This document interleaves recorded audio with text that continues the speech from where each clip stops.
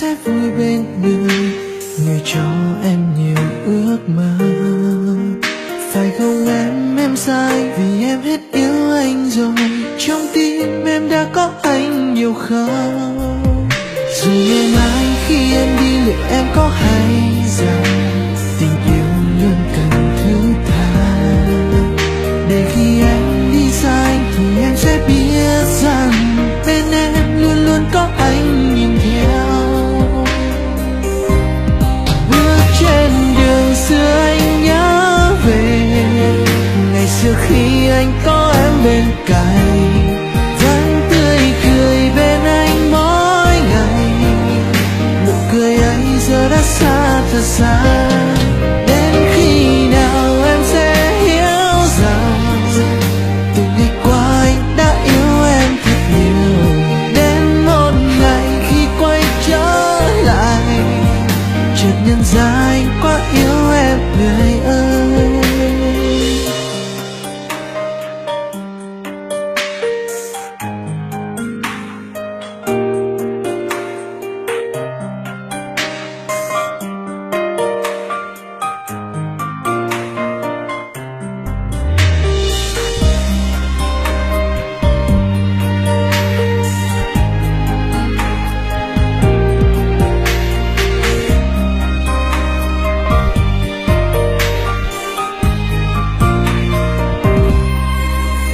Phải không em xa anh thì em sẽ vui bên người, người cho em nhiều ước mơ. Phải không em xa anh vì em hết yêu anh rồi. Trong tim em đã có anh nhiều không?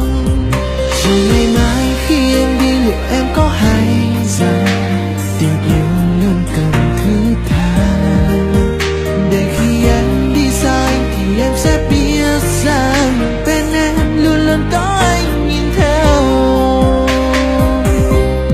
Bước trên đường xưa anh nhớ về ngày xưa khi anh có em bên cạnh, vẫn tươi cười bên anh mỗi ngày. Nụ cười ấy giờ đã xa thật xa. Đến khi nào em sẽ hiểu rằng từ ngày qua anh đã yêu em thật nhiều. Đến một ngày khi quay trở lại, chợt nhận ra anh quá yêu em người ơi.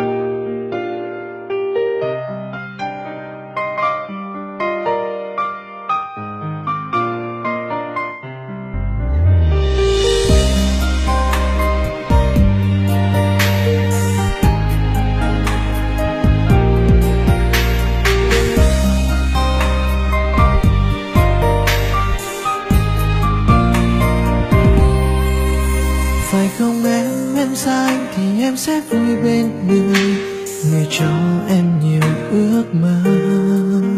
Phải không em xa anh vì em hết yêu anh rồi. Trong tim em đã có anh nhiều không?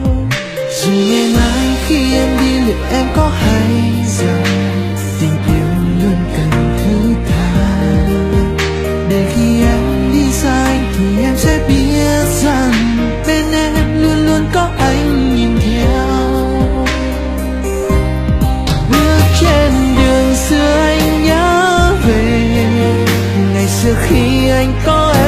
cạnh, vẫn tươi cười bên anh mỗi ngày. Nụ cười ấy giờ đã xa thật xa.